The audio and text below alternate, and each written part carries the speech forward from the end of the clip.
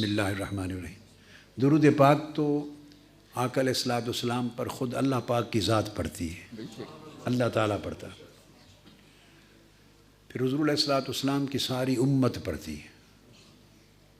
تو درود پاک تو کسی ایک کی وراثت نہیں ہے، ساری امت پڑھتی ہے، اور صحابہ کرام سے لے کر اوپر ملائکہ پڑھتے ہیں۔ جب قرآن مجید میں تصریح آ گئی کہ سب ملائکہ پڑھتے ہیں تو کیا خبر وہاں بھی گوشہائے درود ہوں گے، حلقات درود ہوں گے آسمانی کائنات میں، بھلے اس طریقے سے نہیں جو آسمانی کائنات کا طور طریقہ اور نظام ہے اس کے مطابق حلقات ہوں گے، اکیلے بھی پڑھتے ہوں گے، مل کے بھی پڑھتے ہوں گے، اجتماعی طور پہ ملائکہ۔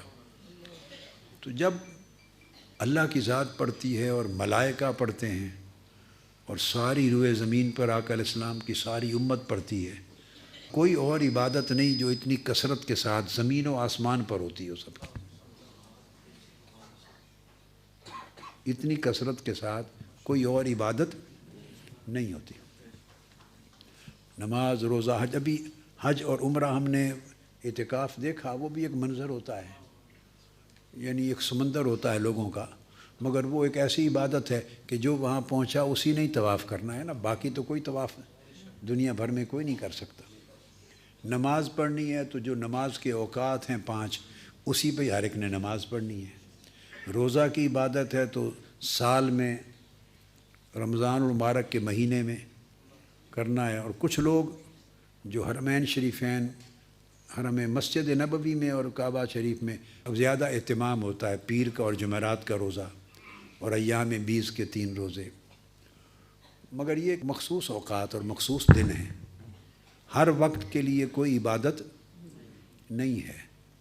زکوٰۃ سال میں دیتا ہے بندہ، صدقہ خیرات وقت کے ساتھ کرتا ہے، درود، اللہ کا ذکر اور استغفار، یہ وہ چیزیں ہیں جس کے لیے کوئی وقت مقرر نہیں ہے۔ تو راؤنڈ دا کلاک پوری روئے زمین ہے، ہر وقت یہ لوگ اللہ کا ذکر کرتے ہوں گے، استغفار کرتے ہوں گے، درود پاک پڑھتے ہوں گے۔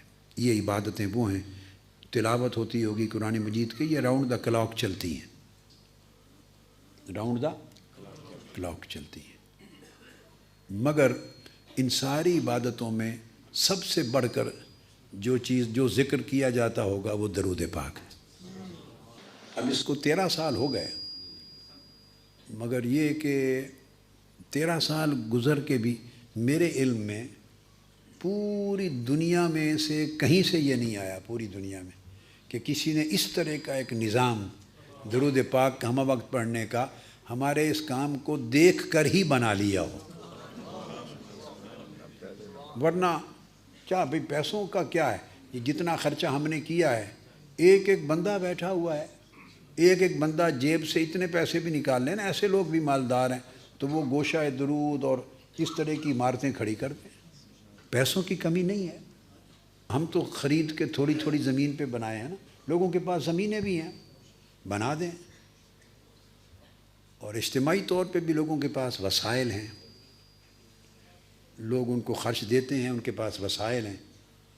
تو مقصد یہ ہے کہ وسائل کے اعتبار سے اگر کوئی تدبیر کرنا چاہے اور ایسا کوئی مرکز اور اس کا نظام وضع کرنا چاہے تو یہ چیز کوئی ناممکنات میں سے نہیں ہے۔ اجتماعی طور پہ بھی جماعتوں اور تنظیموں کے پاس، بعض جماعتوں، سب کے پاس نہ صحیح ہیں، اور انفرادی طور پہ ایک ایک بندے کے پاس بھی اتنے وسائل ہیں، لیکن یہ کہ باوجود اس کے ایسا نظام وضع کر دینا کہ ساری دنیا درود پاک کے نظام میں پروئی جائے، اور اس کا ایک ہیڈ کوارٹر ہو درود پاک کا، گوشہ درود، اور اس کے ساتھ پھر دنیا بھر کے ملکوں سے حلقات درود کا نظام لوگ پڑھ کے ایک جگہ اس کو سینٹرلائز کریں۔ ایسا نظام میں نے دنیا میں کہیں سنا بھی نہیں ہے۔ اس کا مطلب یہ ہے کہ یہ اللہ پاک کا امر ہے، اس نے آپ کو چن رکھا ہے اس کام کے لیے، اس نے آپ کو اس کام کے لیے چن رکھا ہے۔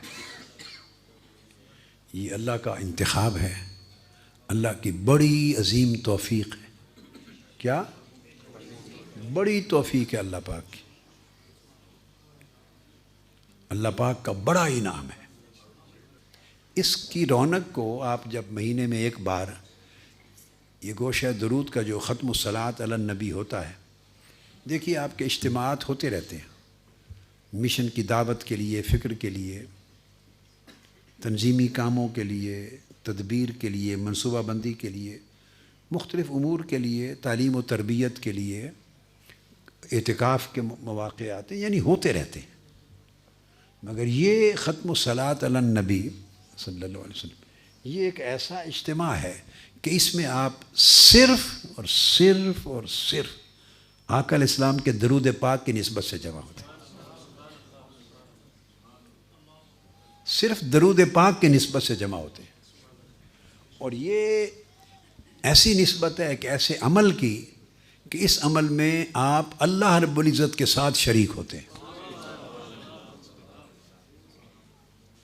پڑھا تو ٹھیک ہے، آپ پورا مہینہ پڑھتے ہیں، ایک نظام کے تحت پڑھتے رہتے ہیں، مگر اس مہینے جب یہ جو نشست ہوتی ہے مجلس ختم الصلاۃ علی النبی صلی اللہ علیہ وسلم، یہ منسوب ہے اس درود پاک کی طرف. اس میں جمع ہونے کی اور کوئی غرض نہیں ہوتی. دعوت، تبلیغ، تدبیر، تنظیم، منصوبہ بندی، تربیت، فکر، کوئی اور چیز اس کا مقصود نہیں ہوتی. جنت میں بھی ممبر لگیں گے اور کرسیاں لگیں گی جب جمعہ کے دن اللہ پاک کے دیدار کی مجلس جمے گی. ہر جمعہ کو ایک مجلس دیدار ہوگی. کیا بولیے کیا نام ہوگا؟ یہ کوئی اس کے بینر نہیں لگے ہوئے ہوں گے، نہ کوئی ہولڈنگز ہوں گی، نہ بینر ہوں گے، ایسے لگے ہوئے نہیں ہوں گے. لیکن ایک بات ذہن میں رکھ لیں، میرا دل کہتا ہے کیا جو ریگولرلی درود پاک پورا مہینہ پڑھیں اور مجلس ختم الصلاۃ علی النبی اس نیت کے ساتھ، یہ حضور کے درود پاک کی نیت سے جا رہا ہوں، اس کو ریگولرلی زندگی بھر جاری رکھیں. میرا دل کہتا ہے کہ وہ جنت کی مجلس دیدار کو مس نہیں کریں گے، اس کے ممبر ہوں گے انشاءاللہ تعالی. اس میں آپ کو شریک کیا جائے گا اور اس کے اندر آپ کو کرسی دی جائے گی.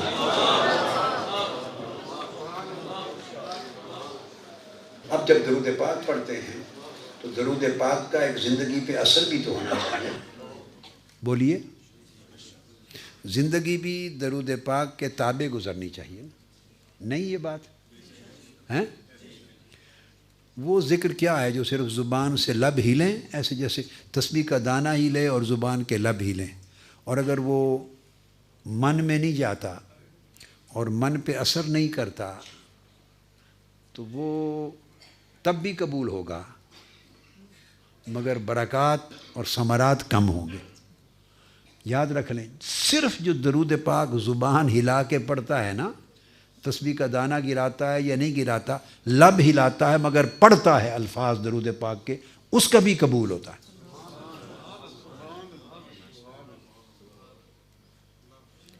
اس طرح کرنے والے ہر نمازی کی نماز کی شورٹی نہیں ہے کہ قبول ہوگی. کہ جو کھڑا ہو گیا مصلی پر لب ہلا کے پڑھ رہا ہے، معلوم نہیں قبول ہو، اللہ کی مرضی. آپ سمجھے ہیں نا؟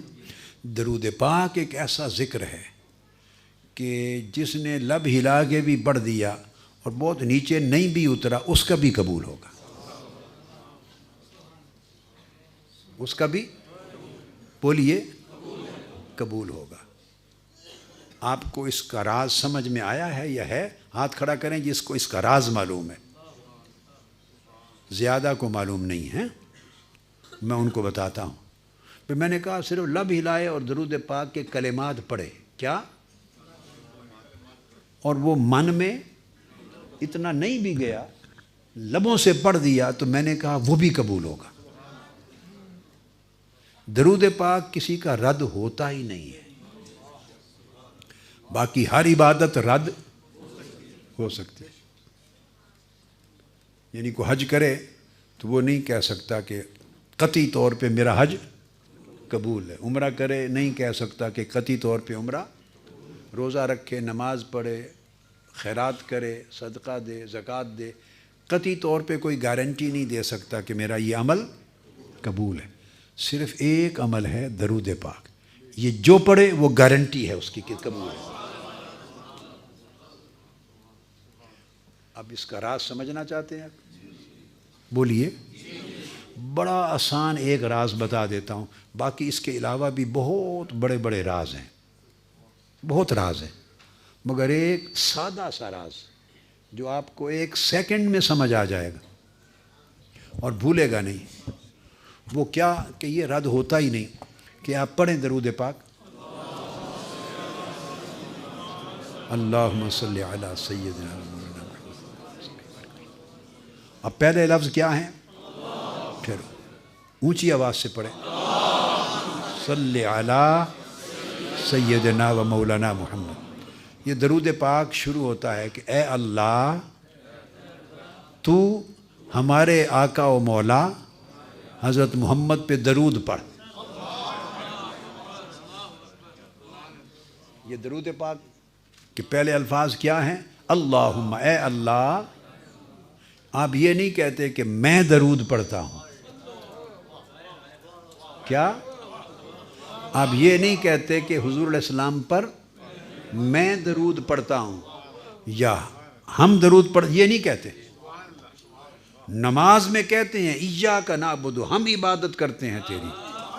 نماز میں کہتے ہیں اے اللہ ہم تیری عبادت کرتے ہیں. وہاں ہم ہیں، وہاں ہم تیری عبادت کرتے ہیں، نماز میں کہتے ہیں. مگر درود پاک میں اللہ پاک نے آپ کو، میں کو، ہم کو، تم کو، ساروں کو نکال دیا. درود پاک میں اللہ تعالیٰ نے میں کو، تو کو، ہم کو، تم کو، سب کو نکال دیا ہے. آپ سارے درود پاک میں اول سے آخر تک پڑھے، ایک لفظ بھی ایسا نہیں جس میں میں اور ہم اور تم آئے. ایک لفظ بھی ایسا نہیں جس میں میں آئے. تو یہ جو عمل رد ہوتے ہیں وہ رد ہی میں کی وجہ سے ہوتے ہیں. آپ سمجھے؟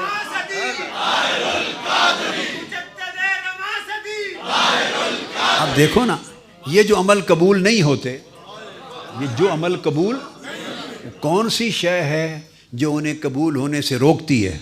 وہ کیا ہے؟ میں ہی ایک چیز ہے جو کسی بھی عمل کو قبول ہونے سے روکتی ہے.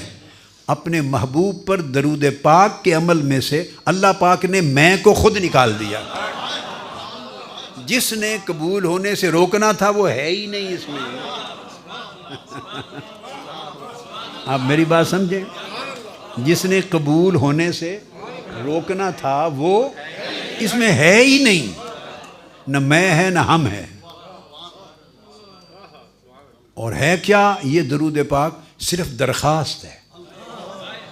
کیا ہے؟ اور درخواست آپ کی اپنی نہیں ہے کہ اللہ تعالیٰ میری دکان بڑھا دے، میرا رزق بڑھا دے، میری تنخواہ بڑھا دے، میرا کاروبار بڑھا دے، مجھے بیٹا دے دے، میرے بیٹی کی شادی کر دے، اولاد دے دے، گھر دے دے، قرض اتار دے. یہ اس طرح کی درخواست ہے ہی نہیں. نہ دنیا کی درخواست اور نہ آخرت کی درخواست. کیا؟ میری بخشش فرما دے، مجھے گناہ معاف کر دے، مجھے جنت دے دے، مجھے حضور کی شفاعت دے دے، آخرت اچھی کر دے. نہ دنیا کی میں نہ آخرت کی میں. میں دو قسموں کی ہوتی. کیا؟ دنیا کی میں اور آخرت کی میں. میری دنیا بہتر کر دے، کوئی چیز بھی مانگے تو میری بہتر کر دے. آخرت کی کوئی چیز بھی مانگے تو مجھے معاف کر دے، مجھے بخش دے. تو ہر جگہ میں ہے نا. اللہ پاک نے دنیا اور آخرت کی دونوں جگہوں سے میں کو نکال دیا. اب دعا بھی جو ہے اس میں بھی یہ اللہ پاک نے ربنا آتنا فی الدنیا حسنہ وفی الآخرۃ حسنہ وقنا عذاب النار. اے ہمارے رب ہمیں عطا کر ربنا آتنا، ہمیں دے دنیا میں بھی اچھائی اور بھلائی اور آخرت میں بھی بھلائی اور اچھائی دے، وقنا، اور ہمیں دوزخ کے عذاب سے بچا۔ دیکھیں نا دعاؤں میں بھی میں اور ہم رکھی ہے اللہ نے۔ ربنا فاغفر لنا، ہمارے رب ہمیں معاف کر دے۔ ربنا فاغفر لنا ذنوبنا وکفر عنا سیئاتنا وتوفنا مع الابرار، اے اللہ ہمیں معاف فرما دے بڑے گناہ، اے اللہ ہمارے چھوٹے گناہ معاف فرما دے، ہمیں نیکوں میں شامل کر دے۔ یعنی جو بھی دعا لیں اس دعا میں بندہ اپنی درخواست کرتا ہے۔ میری بات سمجھے؟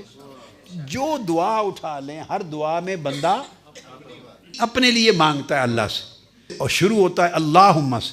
درود پاک ایک ایسی دعا اور درخواست ہے، اس میں بندہ اپنے لیے کچھ مانگتا ہی نہیں، اپنے لیے سرے سے مانگتا ہی نہیں ہے۔ رد کہاں سے ہونی ہے؟ کون سی چیز نامقبول ہوگی؟ اس نے اپنے لیے مانگا ہی کچھ نہیں، اور جس نے نامقبول کرنا تھا، رد کروانا تھا، وہ میں اس میں ہے ہی نہیں، اور اپنے لیے نہ دنیا مانگی نہ آخرت مانگی۔ اس کو کہتے ہیں تجرید۔ توحید کا بھی کمال درجہ ہے جس میں بندہ اپنے آپ کو مٹا دیتا ہے، اپنا نام و نشان ہی مٹا دیتا ہے۔ درود پاک ایک ایسی چیز ہے جس میں بندہ اپنا نام و نشان مٹا دیتا ہے، ایسی تربیت ہے۔ تو کہتا کیا، اے اللہ تو ہمارے آقا پہ درود بھیج۔ یہ درخواست کی نا، وہ جواب دیتا ہے میرے بندے تو پیدا بھی نہیں ہوا تھا میں تب سے بھیجتا ہوں۔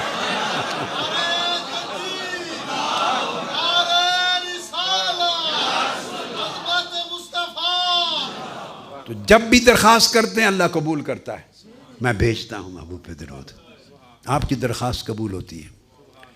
اب وہ ذات دیکھتی ہے، اور آقا علیہ السلام کی ذات بھی دیکھتی ہے کہ یہ میرے بندے نے باقی تو ساری زندگی اور ہر روز صبح و شام ہر نماز کے اندر بھی اور باہر سب دعائیں کی اپنے لیے، یہ ایک دعا میرے امتی نے ایسی کی جس میں اس کے اپنے لیے کوئی مانگا ہی نہیں، اس نے میرے بلندی درجات کی، میرے اوپر درود بھیجنے کی درخواست کی، تو وہ بھی راضی، آقا بھی راضی۔ اس لیے میرا دل کہتا ہے کہ اس التزام کو کرنے والے اور دائماً اس میں شریک ہونے والے، اس نسبت سے اور اس کو جاری رکھنے والے جنت میں اللہ پاک کی بارگاہ کی مجلس دیدار میں ضرور شریک ہوں گے انشاءاللہ تعالی۔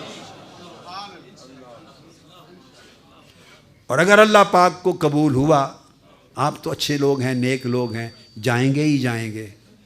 اگر آپ کی شفاعت یا مجھے بھی اللہ نے اگر بخش دیا آپ کے صدقے، آپ کی توفیل دوزخ کے عذاب سے بچا لیا، اگر بخشش کا فیصلہ ہو گیا اور گھس کے میں بھی کہیں آپ کے ساتھ چلا گیا، تو انشاءاللہ تعالی آپ یاد رکھ لیں ملاقات ہوگی مجلس دیدار میں،